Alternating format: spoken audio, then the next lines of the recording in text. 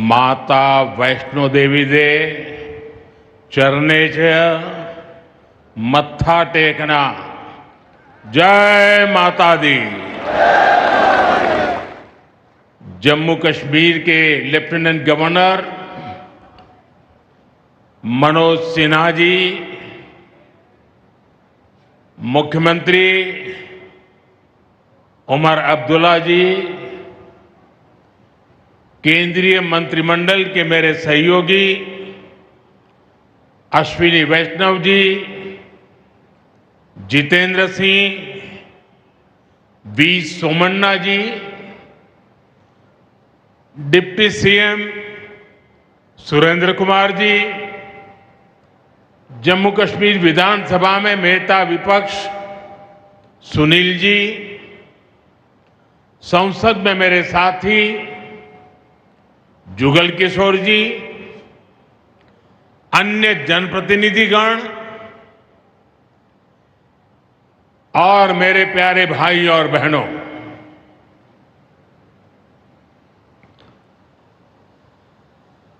वीर जोरावर सिंह जी की ये भूमि है। मैं इस धरती को प्रणाम करता हूं। साथियों, आज का ये कार्यक्रम भारत की एकता और भारत की इच्छा शक्ति का विराट उत्सव है।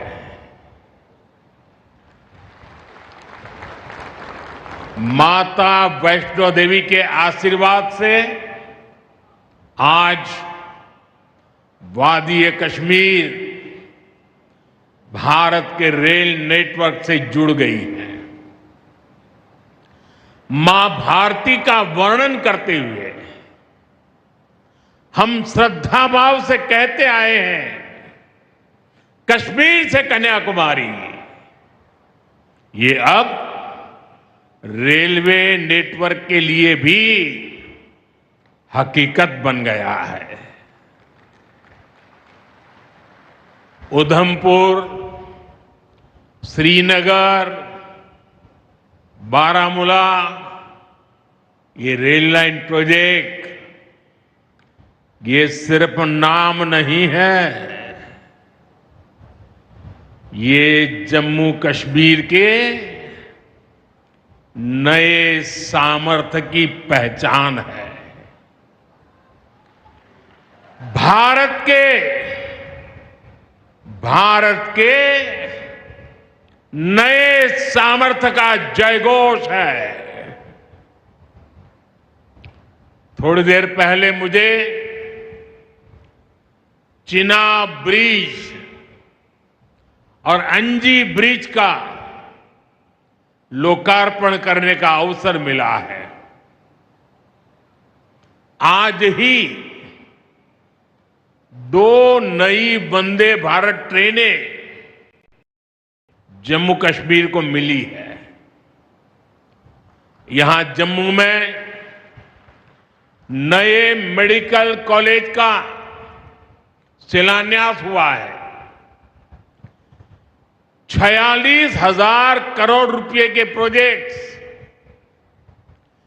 जम्मू और कश्मीर के विकास को नई गति देंगे। मैं आप सभी लोगों को विकास के नए दौर के लिए बहुत बहुत बधाई देता हूं। साथियों, जम्मू कश्मीर की अनेक पीढ़ियां रेल कनेक्टिविटी का सपना देखते देखते गुजर गई। मैं कल सीएम उमर अब्दुल्ला जी का एक बयान देख रहा था और अभी भाषण में भी बताया। वो भी बोले थे कि जब वो 7वीं 8वीं में पढ़ते थे तब से इस प्रोजेक्ट को पूरा होने का इंतजार कर रहे थे। आज जम्मू कश्मीर के लाखों लोगों का सपना पूरा हुआ है। और ये भी हकीकत है, जितने अच्छे काम है ना, वो मेरे लिए ही बाकी रहे हैं। साथियों, ये हमारी सरकार का सौभाग्य है कि इस प्रोजेक्ट ने हमारे कार्यकाल में गति पकड़ी और हमने इसे पूरा करके दिखाया। बीच में कोविड के कालखंड के कारण भी अनेक मुसीबतें आई, लेकिन हम डटे रहे। साथियों, रास्ते में आने जाने की मुश्किलें, मौसम की परेशानी, लगातार पहाड़ों से गिरते पत्थर, ये प्रोजेक्ट पूरा करना मुश्किल था, चुनौतीपूर्ण था। लेकिन हमारी सरकार ने चुनौती को ही चुनौती देने का रास्ता चुना है। आज जम्मू कश्मीर में बन रहे अनेकों ऑल वेदर इंफ्रास्ट्रक्चर प्रोजेक्ट इसका उदाहरण है। कुछ महीने पहले ही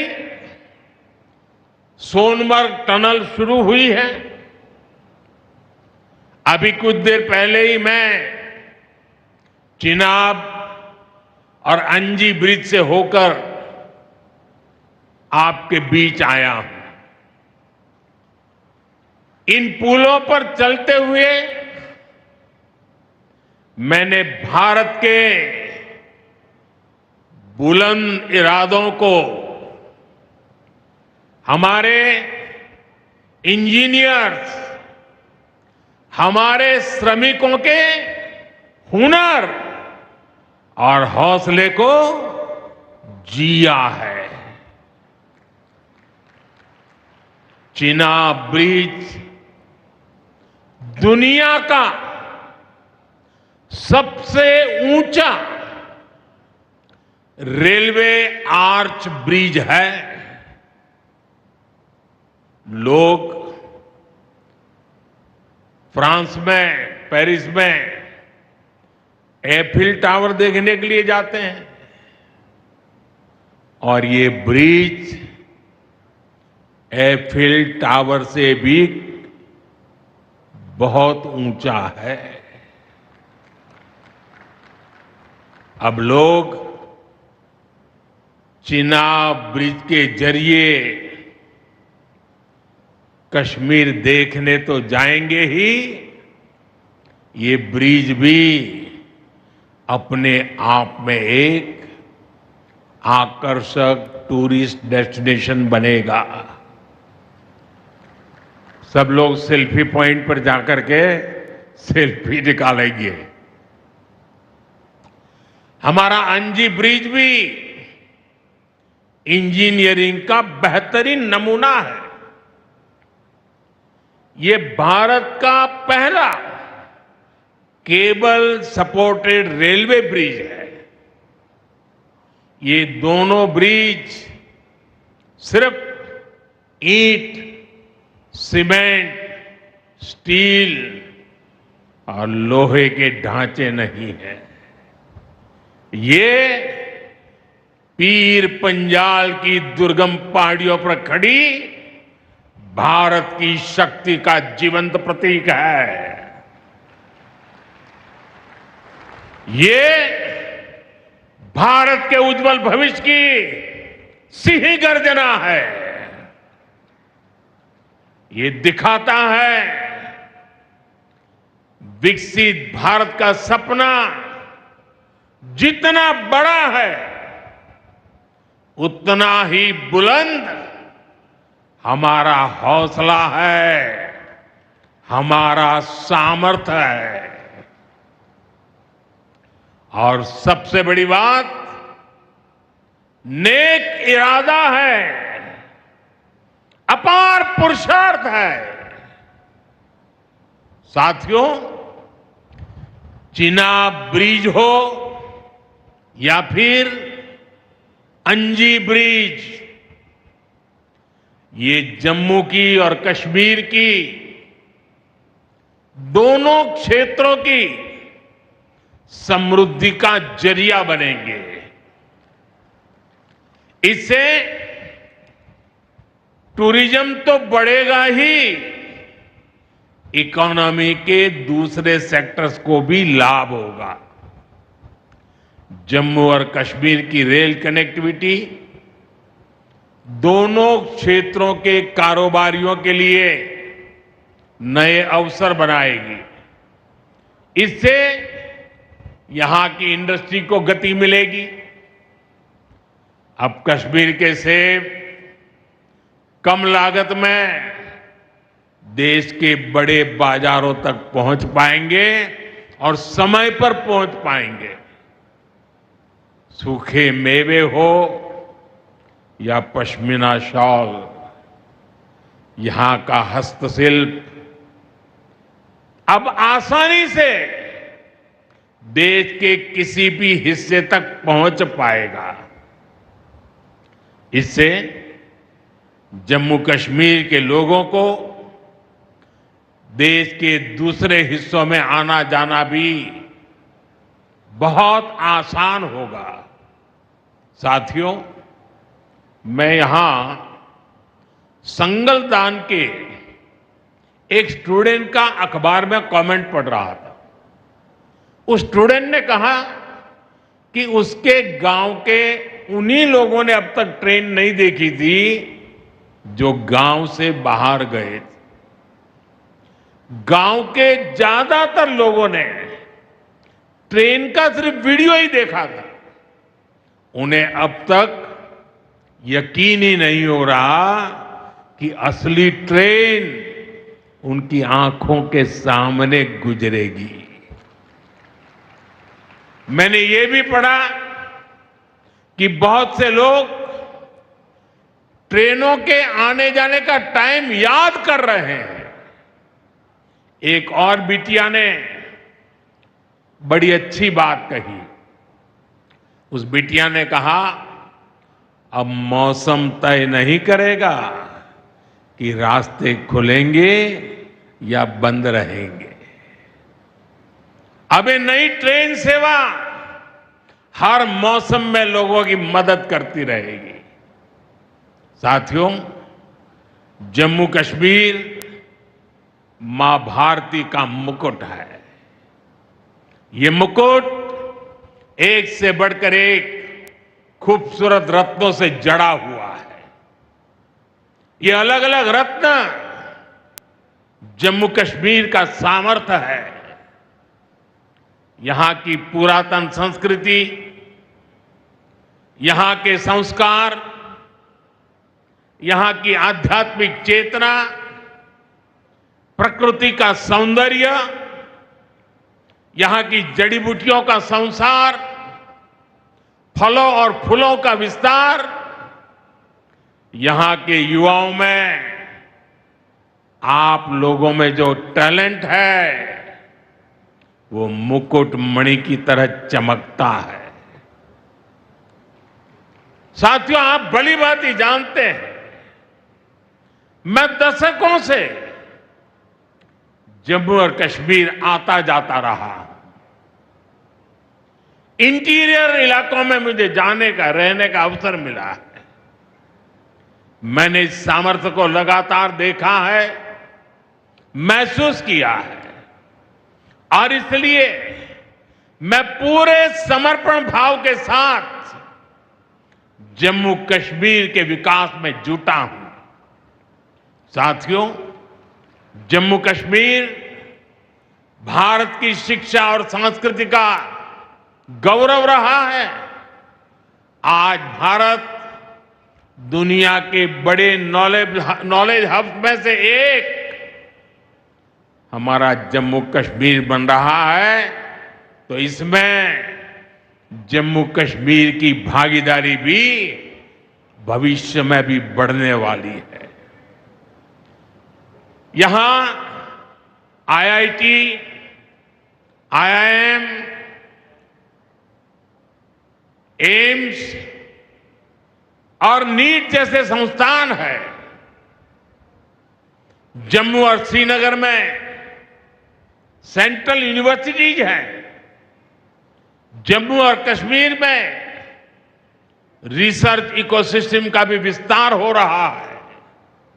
साथियों, यहां पढ़ाई के साथ साथ दवाई के लिए भी अभूतपूर्व काम हो रहा है।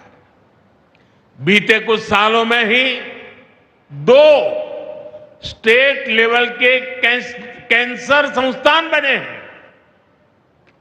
पिछले 5 वर्षों में यहां 7 नए मेडिकल कॉलेज शुरू किए गए हैं। आप भी जानते हैं, जब मेडिकल कॉलेज खुलता है तो उससे मरीजों के साथ ही उस क्षेत्र के युवाओं को भी सबसे ज्यादा फायदा मिलता है। जम्मू कश्मीर में अब एमबीबीएस की सीटों की संख्या 500 से बढ़कर 1300 तक पहुंच गई है। मुझे खुशी है कि अब रियासी जिले को भी नया मेडिकल कॉलेज मिलने जा रहा है। Shri Mata Vaishno Devi institute of medical excellence, ये आधुनिक अस्पताल तो है, ये दान पुण्य करने की हमारी जो संस्कृति है उसका भी उदाहरण है। इस मेडिकल कॉलेज को बनाने में जो राशि लगी है उसके लिए भारत के कोने कोने से माता वैष्णो देवी के चरणों में आने वाले लोगों ने दान दिया हुआ है। मैं श्री माता वैष्णो देवी श्राइन बोर्ड को, उनके अध्यक्ष मनोज जी को इस पवित्र कार्य के लिए बहुत बहुत शुभकामनाएं देता हूं। इस अस्पताल की क्षमता भी 300 बेड से बढ़कर 500 बेड की जा रही है। कटरा में माता वैष्णो देवी के दर्शन करने आने वाले लोगों को भी इससे बहुत सहूलियत रहने वाली है। साथियों, केंद्र में भाजपा एनडीए की सरकार को अब 11 साल हो रहे हैं। ये 11 साल गरीब कल्याण के नाम समर्पित रहे हैं। प्रधानमंत्री आवास योजना से 4 करोड़ गरीबों का पक्के घर का सपना पूरा हुआ है। उज्ज्वला योजना से 10 करोड़ रसोइयों, उसमें धुएं का अंत हुआ है। हमारी बहनों को, बेटियों को उनकी सेहत की रक्षा हुई है। आयुष्मान भारत योजना से 50 करोड़ गरीबों को 5 लाख रुपए तक का मुफ्त इलाज मिला है। प्रधानमंत्री गरीब कल्याण अन्न योजना से हर थाली में भरपेट अनाज सुनिश्चित हुआ है। जनधन योजना से पहली बार 50 करोड़ से ज्यादा गरीबों के लिए बैंक का दरवाजा खुला है। सौभाग्य योजना से अंधेरे में जी रहे 2.5 करोड़ परिवारों में बिजली की रोशनी पहुंची है। स्वच्छ भारत मिशन के तहत बने 12 करोड़ शौचालयों ने खुले में शौच की मजबूरी से मुक्ति दिलाई है। जल जीवन मिशन से 12 करोड़ नए घरों में नल से जल पहुंचने लगा है। महिलाओं का जीवन आसान हुआ है। पीएम किसान सम्मान निधि से 10 करोड़ छोटे किसानों को सीधी आर्थिक सहायता मिली है। साथियों, सरकार के ऐसे अनेक प्रयासों से पिछले 11 साल में 25 करोड़ से ज्यादा गरीबों ने गरीबी को, हमारे ही गरीब भाई बहनों ने गरीबी के खिलाफ जंग लड़ा और 25 करोड़ गरीब गरीबी को परास्त कर करके, विजयी होकर के गरीबी से बाहर निकले हैं। अब वो नए मध्यम वर्ग का हिस्सा बने हैं।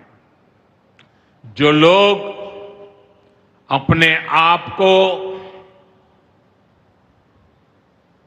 समाज व्यवस्था के एक्सपर्ट मानते हैं, बड़े खेरखा मानते हैं, जो लोग अगड़े पिछड़े की राजनीति में डूबे रहते हैं, जो लोग दलितों के नाम पर राजनीतिक रोटियां सेकते रहे हैं, जरा जिन योजनाओं का मैंने सिर्फ उल्लेख किया है उसकी तरफ नजर कर लीजिए। कौन लोग हैं जिनको ये सुविधाएं मिली हैं? वो कौन लोग हैं जो आजादी के 7 दशक तक इन प्राथमिक सुविधाओं से वंचित रहे थे?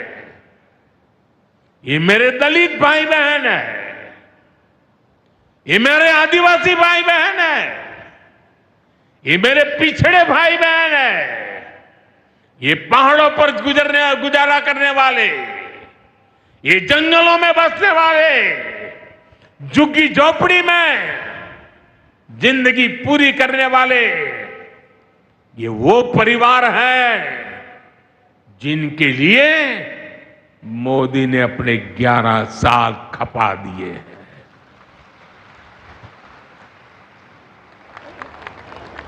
केंद्र सरकार का प्रयास है कि गरीबों को, नए मध्यम वर्ग को ज्यादा से ज्यादा ताकत दे।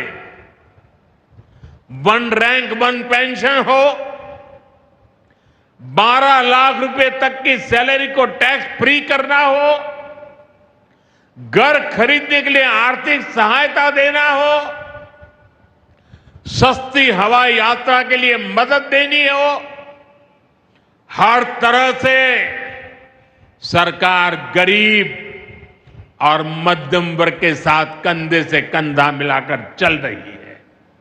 साथियों, गरीबों को गरीबी से मुक्ति पाने के लिए उनका मदद करना, लेकिन ईमानदारी से जीने वाले, देश के लिए समय समय पर टैक्स देने वाले मध्यम वर्ग की ताकत बढ़ाना, इसके लिए भी आजादी में पहली बार इतना काम हुआ है जो हमने करके दिखाया है। साथियों, हम अपने यहां नौजवानों के लिए लगातार रोजगार के नए अवसर बढ़ा रहे हैं और इसका एक अहम जरिया है टूरिज्म। टूरिज्म से रोजगार मिलता है, टूरिज्म लोगों को जोड़ता है, लेकिन दुर्भाग्य से हमारे पड़ोस का देश मानवता का विरोधी, मेलजोल का विरोधी, टूरिज्म का विरोधी। इतना ही नहीं, वो ऐसा देश है जो गरीब की रोजी रोटी का भी विरोधी है। 22 अप्रैल को पहलगाम में जो कुछ हुआ,